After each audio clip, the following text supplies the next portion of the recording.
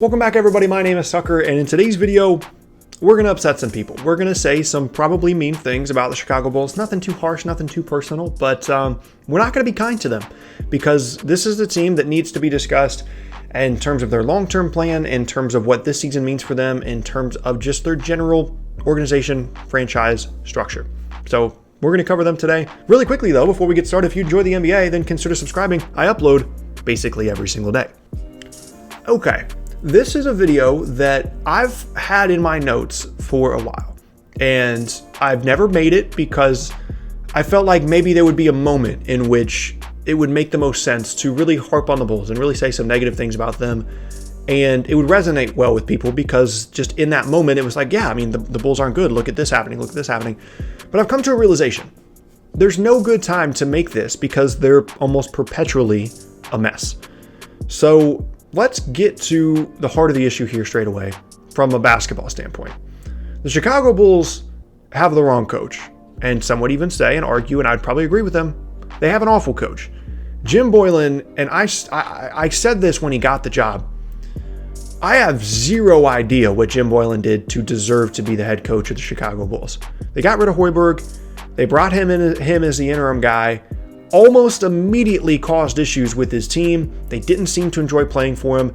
His coaching style didn't seem to really relate well to the NBA in general. There's players running suicides when they're, running sprints when they're not doing things properly in practice. And I never understood how he went from interim coach to permanent coach in terms of what he deserved, and then getting extensions after. I swear he got like 4 different extensions. I don't know. It was wild.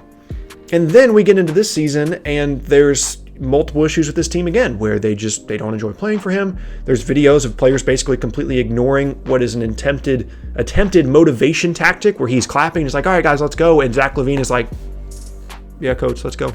Like, that's never a good thing, right? And I can understand that there's different personalities and different characters and stuff in the NBA, and it's going to be difficult at times to connect with them. And just a player ignoring their coach's motivational tactic isn't necessarily indicative of how good of a coach they are, right? But I think it's clear at this point that Jim Boylen should not be the head coach of this team or any NBA team. That's my first issue. And I want to say it's the core of the issue, but it's really not. It's this team in general, because there's just a complete lack of direction. They've been on this general tanking path for like 4 seasons now at this point. And in my opinion, they're not any closer now than they were when they began the tank to being anything remotely close to legitimate. Now, when I say that, I'm sure there are going to be people that say, hey, look at their record. Their record's actually okay this year. They're actually not awful. Hey, by the way, Tuck, you're complaining about the Bulls. Your Nets are like right here. What are you complaining about? How are they so bad if you're talking about how good your Nets are all the time? First of all, I openly admit that my team is not good this year, so that's not an issue. Second of all, if you're proud of this record, then that tells you everything you need to know about how this team has been over the last couple of seasons. When this is something you're excited about, that tells you, hey, you've been that level of awful. But it's not even about the record for me, right? My issue is the roster in general making almost no sense. I will give them a small bit of credit here. The Jimmy Butler trade, they got really good value. If I remember correctly, they got Lavine and the pick that they used to select Lauri Markkanen. Great value in terms of those individual players, right? Lavine is a borderline all-star candidate this year. I don't think he really helps your team win that much. I'm not a huge fan of him as a playmaker, as certainly not the best player on a team. But from a value standpoint, considering how poorly things went in Minnesota with Jimmy Butler, I will give them credit there. And Lauri Markkanen, despite whatever is happening with him this year, which I'm going to go on a bit of a tangent here because he's absolutely broken, and I'm blaming Jim Boylen for this first and foremost, because this is the guy that through his first 2 seasons in the league looked like a player that could potentially make an all-star jump this year and be the guy instead of Bam Adebayo, instead of Domantas Sabonis, that people are considering for a front court all-star spot. Instead, it's not him, and something is broken with him. I don't know what they did. I don't know what Jim Boylen did. I don't know if it's his offense. I don't know if it's just him not being aggressive enough. Whatever it is, something is wrong with him. But despite that, I really like him as a player, not as like a future All-NBA guy, but as a good, nice third option on a really good championship level team. I think that's where Lauri Markkanen is. If he's the second best player on your team, your ceiling is whatever conference finals you're in, whichever conference. That's my opinion on Lauri Markkanen. But in general, when you look at this team, Zach Lavine, in my opinion, not helping your team win basketball games. Great scorer, can score the ball. There's a lot of other things going on in a basketball game than just scoring. So I don't really think he's helping your team win a ton. He is the prototypical great stats, bad team guy for his entire career. That's been his thing. Lauri Markkanen doesn't need to be the second best player on a team, which in my opinion, talent-wise, he is. Doesn't need to be the second best player.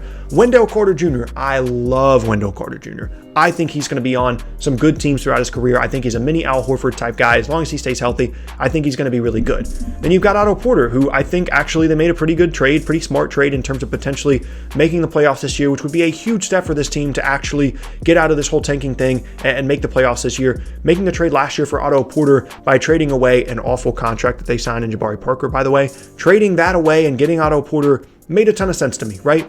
Then you've got the rookie this year, Coby White, who I loved. I saw this guy play in person a handful of times in high school in North Carolina. He was the leading high school player in the state of North Carolina, still holds that record, scored a ton of points, went to UNC, was really good, rose up draft boards. I was glad that he was drafted as high as he was, thought he was really good. The problem is he doesn't pass the basketball, right? He's a scoring guard. That's who he is. He's going to need to grow and develop.